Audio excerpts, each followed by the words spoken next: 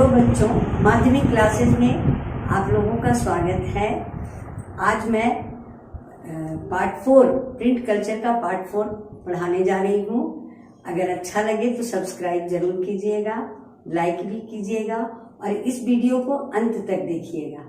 अगर इस वीडियो को आप अंत तक देख लिए तो आपका यह चैप्टर कंप्लीट हो जाएगा। तो बच्चों, हम आज बताने जा रहे हैं कि राष्ट्रीय आंदोलन में प्रेस का क्या प्रभाव पड़ा। आप लोग जानते हैं कि वर्ल्ड में 200 से भी अधिक कंट्री में लोकतांत्रिक शासन व्यवस्था कायम है। लोकतंत्र में प्रेस की अहम भूमिका होती है। प्रेस जो होता है वह सरकार और जनता के बीच मीडियम का या सेतु का काम करता है। वह सरकार और जनता के बीच सरकार के कार्यों और जनता के समस्याओं को प्रेस के द्वारा ही सामने रखता है। तो प्रेस का लोकतंत्र में बहुत ही अधिक महत्वपूर्ण स्थान है। तो मैं यहाँ आप लोगों को बताऊंगी कुछ बातें, आप बोर्ड पर देखें। राष्ट्रीय आंदोलन को नई दिशा देने तथा राष्ट्र निर्माण में प्रेस की महत्वपूर्ण भूमिका रही है। मतलब राष्ट्र के निर्माण और नई दिशा, मतलब लोगों को, पब्लिक को नई दिशा देने में प्रेस का काफी महत्वपूर्ण स्थान है। प्रेस ने ही लोगों को जागृत किया, लोगों तक पहुंचाया ब्रिटिश सरकार के शोषण और अत्याचार को, जिसके कारण लोगों में राष्ट्रीयता की भावना जागृत हुई। राष्ट्रीय आंदोलन के हर पक्ष, चाहे वह राजनीति मतलब पॉलिटिकल, इकोनॉमिकल, सोशल या सामाजिक या कल्चरल, मतलब राष्ट्रीय आंदोलन के हर पक्ष, चाहे वह राजनीतिक हो, आर्थिक हो, सामाजिक हो या सांस्कृतिक, प्रत्यक्ष रूप से प्रभावित किया। किसने किया? प्रेस ने। प्रेस ने राष्ट्रीय आंदोलन के हर क्षेत्र में, सामाजिक क्षेत्र, राजनीतिक क्षेत्र, आर्थिक क्षेत्र और सांस्कृतिक क्षेत्र में प्रत्यक्ष रूप से प्रभावित किया। प्रेस से ही सरकार की नीतियों की समीक्षा तथा जनमत का निर्माण करके लोकतांत्रिक तरीके से विरोध का मार्ग प्रशस्त किया गया। अब यहाँ आपको बता रहे हैं, ध्यान से देखिएगा। प्रेस ने ही क्या किया था? सरकार की नीतियों की समीक्षा पहले किया और समीक्षा करने के बाद उसने जनमत का निर्माण किया। जनमत मतलब होता है लोगों का मत, पब्लिक ओपिनियन। तो जनमत का निर्माण किया और यह एक लोकतांत्रिक तरीका से था और इसी लोकतांत्रिक तरीके के द्वारा उसने मतलब विरोध का मार्ग प्रशस्त किया। किसके विरोध में? ब्रिटिश सरकार के अत्याचारपूर्ण, अन्यायपूर्ण और शोषणपूर्ण शासन के विरोध में। बच्चों, सामाजिक रिफॉर्म्स, सामाजिक सुधार में प्रेस की अहम भूमिका थी। प्रेस ने समाज में व्याप्त अंधविश्वास, रूढ़िवादी और रीति रिवाजों जैसे कुरीतियों का खंडन करने में अहम भूमिका निभाई। उस समय बहुत सारे सुधारक भी थे, जैसे राजा राम मोहन राय, ईश्वरचंद विद्यासागर, केशव चंद, फिर आपको हो गया केशव चंद, विवेकानंद, फिर आपको दयानंद सरस्वती। ये सब जो थे महत्वपूर्ण समाज सुधारक नेता थे। इन्होंने समाज में व्याप्त समस्त कुरीतियों को खंडन किया और प्रेस के माध्यम से लोगों में जागृति उत्पन्न की। नेक्स्ट है कि प्रेस ने नरेशों के नैतिक उत्थान। बच्चों, स्वतंत्रता के पहले हमारे यहाँ राजाओं का बाबर था, राजा की शक्ति थी, नरेश कहा जाता था देशी नरेशों को। उस समय भारत में 562 देशी नरेश थे। ये देशी नरेश जो थे वे स्वतंत्र थे, उन पर किसी का पाबंदी नहीं था, किसी तरह का रिस्ट्रिक्शन नहीं था। तो नरेशों के उत्थान के लिए, बहुत सारे नरेशों को अंग्रेज अपने कैप्चर में किए हुए था। तो नरेशों के नैतिक उत्थान तथा प्रजा के प्रति कर्तव्यों के बारे में भी प्रेस ने ही जागरूक किया। आगे बच्चों देखिए, प्रेस भारत की विदेश नीति मतलब होता है फॉरेन पॉलिसी। तो फॉरेन पॉलिसी में भी प्रेस की अहम भूमिका थी। आप लोग नहीं जानते, लेकिन अगर बुक्स में कंसल्ट कीजिएगा तो आपको पता चलेगा। जैसे बर्मा युद्ध हुआ था, सिक्किम तथा तिब्बत की नीति, फिर अफगानिस्तान युद्ध, उसी तरह रूस जापान युद्ध, ये सब जितने युद्ध हुए थे इसमें प्रेस ने ही क्या किया था, सारे प्रेस ने सभी के बारे में, सरकार की नीतियों के बारे में खुल करके आलोचना और खंडन किया था। तो प्रेस जो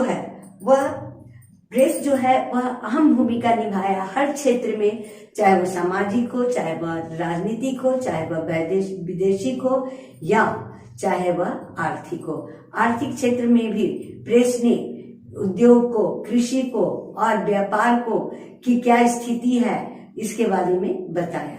तो बच्चों आगे मैं बता रही हूँ आप लोगों को कि प्रेस जो है किस तरह से अहम भूमिका निभाई है। प्रेस तुर्की के प्रति भारतीय और मुसलमानों की भावनाओं को सरकार और जनता के समक्ष रखा। आप लोग को मैंने बताई थी कि फर्स्ट वर्ल्ड वॉर में, प्रथम विश्व युद्ध में तुर्की की हार हुई थी। तुर्की के खलीफा के पद को समाप्त कर दिया गया था और तुर्की के साथ बहुत सारे गैर कानूनी ढंग से उनके साथ व्यवहार किया गया था, उनके उपनिवेश छीन लिए गए थे। तो तुर्की में मुसलमानों की संख्या अधिक है और इंडिया में भी कुछ मुसलमानों ने तुर्की के खलीफा के पद के लिए संघर्ष किया, जिसमें गांधी जी ने उन्हें सपोर्ट किया था। ये मैं आप लोग को बताई हूँ खिलाफत आंदोलन के द्वारा। तो उस समय तुर्की में के प्रति प्रेस ने ही भारतीय और मुसलमानों की भावनाओं को सरकार और जनता के समक्ष रखा। आगे देखिए बच्चों, भारतीय प्रेस ने लॉर्ड कर्जन, इसके बारे में भी मैं आप लोगों को बताई हूँ। लॉर्ड कर्जन जो था वह 1898 में भारत आया था गवर्नर जनरल बनकर, और गवर्नर जनरल बनकर 1898 में आया, पूरे भारत का सर्वे किया। उसके बाद उसने देखा कि कहाँ आंदोलन का केंद्र है, तो उस समय बंगाल ही आंदोलन का केंद्र था, क्योंकि बंगाल, बिहार और उड़ीसा सब सम्मिलित क्षेत्र में थे, एक क्षेत्र में आते थे। तो लॉर्ड कर्जन ने 1905 में बंगाल का विभाजन, यानी पार्टीशन ऑफ बंगाल का विभाजन किया। बंगाल के विभाजन से पूरे भारतवर्ष में आक्रोश की भावना आ गई और लोग, हिंदू और मुस्लिम दोनों मिलकर एक साथ ब्रिटिश सरकार के विरुद्ध स्वदेशी आंदोलन शुरू किए थे। तो मैं ये आप लोगों को पिछले वीडियो में भी बता चुकी हूँ, नेशनलिज्म इन इंडिया में। तो बच्चों यहाँ देखिए, लॉर्ड कर्जन ने बंगाल विभाजन किया, जिससे भारतीय प्रेस एवं राष्ट्रीय आंदोलन को नया जीवन प्रदान हुआ। मतलब बंगाल का विभाजन जब कर दिया तो इससे क्या हुआ कि प्रेस वाले जो थे उन लोगों को जान मिल गई। प्रेस वाले हर दिन नए नए टॉपिक खोजते हैं कि कहीं कोई टॉपिक मिल जाए ताकि हम उसको प्रकाशित करें, उसको अभिव्यक्त करें, लोगों में जागृति पैदा करें। तो बंगाल विभाजन भी भारतीय प्रेस और राष्ट्रीय आंदोलन को नया जीवन प्रदान किया। तो बच्चों, हिंदू और मुस्लिम दोनों प्रेस ने ईसाई के विरुद्ध हिंदू मुस्लिम के बीच एकता स्थापित की।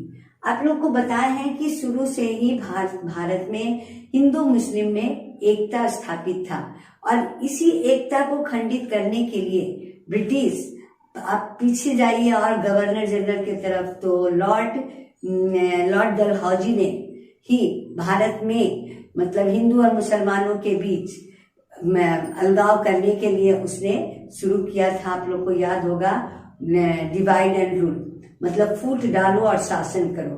तो उसी समय से भारत में मुसलमानों और हिंदुओं को अलग किया, जिसके फलस्वरूप ही 1857 का रिवॉल्ट हुआ, और इस रिवॉल्ट के बाद फिर थोड़ा हिंदू और मुसलमानों के बीच दूरियां बढ़ गई।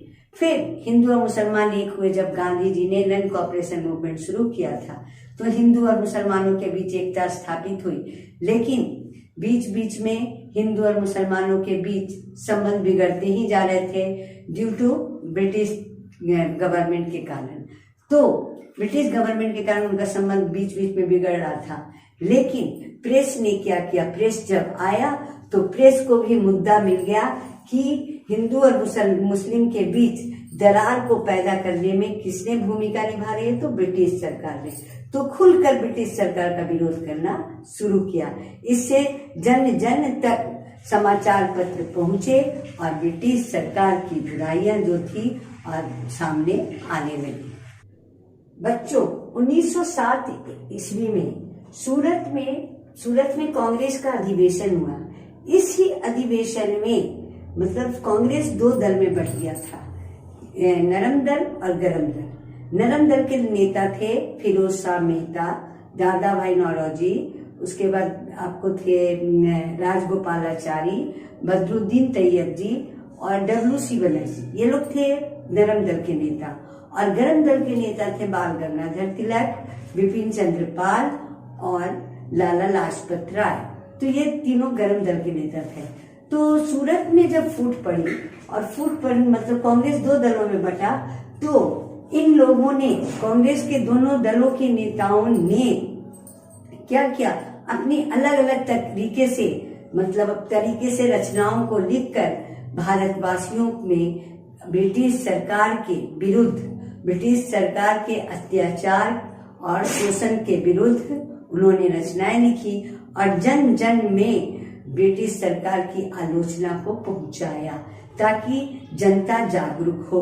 जब तक जनता जागरूक नहीं होगी, किसी भी कीमत में हम स्वतंत्र नहीं हो सकते या हमें किसी भी तरह का अधिकार नहीं मिल सकता है। तो बच्चों, अब मैं तो आपको पूरा प्रेस के बारे में बताई शुरू से अंत तक।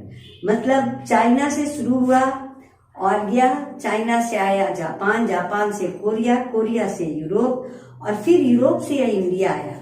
तो इंडिया जब यह आया तो इंडिया में प्रेस के आने से बहुत आप लोग देख ही रहे हैं कि कितना तरह का परिवर्तन आया लोगों में। प्रेस की क्या भूमिका थी, प्रेस किस तरह से राष्ट्रीय आंदोलन को प्रभावित किया। आज भी बच्चों प्रेस का बहुत ही महत्व है। आप लोग सुबह में देखते होंगे कि घर वाले पेपर का इंतजार करते हैं। जब तक हाथ में पेपर नहीं आता है तो चाय का मजा नहीं आता है। चाय पीने के पहले ही पेपर की मांग होने लगती है। और कभी कभी तो ऐसा होता है कि जिस दिन पेपर वाले नहीं आते उस दिन बहुत तनाव बढ़ जाता है, क्योंकि ऐसा फील होता है कि जैसे हमें कहीं का समाचार नहीं प्राप्त हुआ। तो बच्चों, आज आपको बता रहे हैं, आज जान रहे हैं कि परिस्थिति हमारे यहाँ क्या है। कोरोना से पूरा वर्ल्ड लड़ रहा है और पूरे वर्ल्ड जो है इस कोरोना से इतने परेशान हैं, इतने आतंकित हो गए हैं कि वे लॉकडाउन में जीवन जी रहे हैं। और अब हम आपको बताऊंगी कि देखिए, आज के समय में आप लोग बहुत टीवी पर ही देख रहे होंगे, जैसे ABP news, Zee news, news 18, Republic India, India TV, ये सारे जो है ये समाचार जो है आप लोगों को पहुंचाने का काम करते हैं। तो इनकी भूमिका कितनी महत्वपूर्ण है ये आप समझ रहे हैं।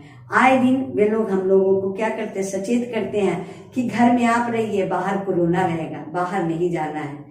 बहुत परिस्थिति आ जाए, बहुत कंडीशन, किसी भी मतलब कंडीशन बहुत बैड हो जाए, उस समय ही आप बाहर जा सकते हैं या बहुत जरूरी हो तब आप बाहर जा सकते हैं। तो आपको पल पल की सूचना हमें प्रेस के द्वारा ही मिल रही है। तो बच्चों, आप समझ ही गए होंगे कि आज प्रेस का महत्व इतना आगे इसलिए बढ़ा है कि प्रेस का आविष्कार बहुत पहले से चला आ रहा था।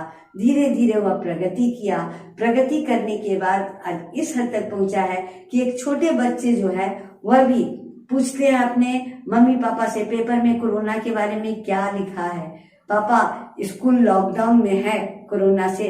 तो क्यों पूछता है बच्चा? क्योंकि बच्चे को भी इंतजार रहता है कि न्यूज़पेपर आएगा तो हमें जानकारी मिलेगी। और बच्चों, ये भी मैं आपको बता देती हूँ कि संचार का सबसे सरल और सुलभ साधन न्यूज़पेपर है। न्यूज़पेपर सस्ता है और सुलभ भी है, सबको प्राप्त हो जाता है। इसलिए न्यूज़पेपर की अहम भूमिका है मॉडर्न युग में भी। हम प्राचीन काल से आए, मतलब एंशिएंट से हम आपको मेडिएवल में लाए, मेडिएवल से हम आप मॉडर्न में लाए, तो पूरा प्रिंट कल्चर हम आपको एकदम क्लियर कर दिए है। अगर कहीं से भी कोई दिक्कत हो तो आप इसको देखिएगा और फिर पूछ भी सकते हैं। ठीक है, ओके, अच्छा लगा तो सब्सक्राइब कर दीजिएगा, लाइक कर दीजिएगा। फिर मैं अगला वीडियो आप लोग के लिए एक नए विषय से संबंधित